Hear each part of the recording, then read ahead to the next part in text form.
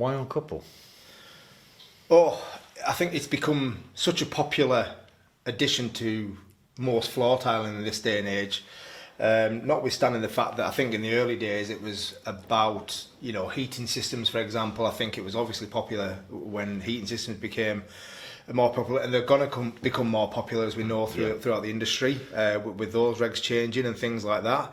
But I think as well as that, we've also seen the influx of larger format panels and tiles, of course, which again, back when me and you started tiling tiles, big tile was like that. Big 300 by 300. Yeah, and a 5mm joint, so within that span of a few metres, you might have had 10, 15 tiles with a 5mm joint, which is loads and loads of room for that installation to, absorb the stress.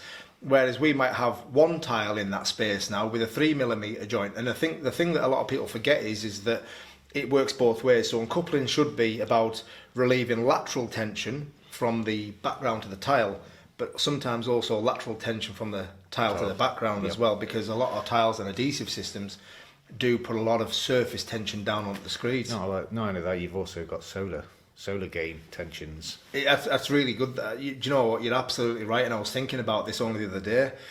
We quite often with new build and domestic refurb, south-facing, bifolds and things like that, roof lights and stuff like that.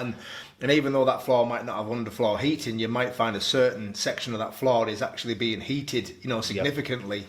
And it's actually expanding and contracting. People don't take it into consideration. No. Neither. And that's a big issue with, obviously, the lack of expansion joints and stuff like massively. And I think that people do think on occasion that uncoupling systems are a way to negate the reasons for a proper, or negate the use of an expansion joint. Absolutely. It doesn't change the rules, as we know. They're not a magic carpet. You can't go substrate to substrate, rolling them out for hundreds and hundreds of metres. You can't negate your movement joints, whether that's intermediate or perimeter.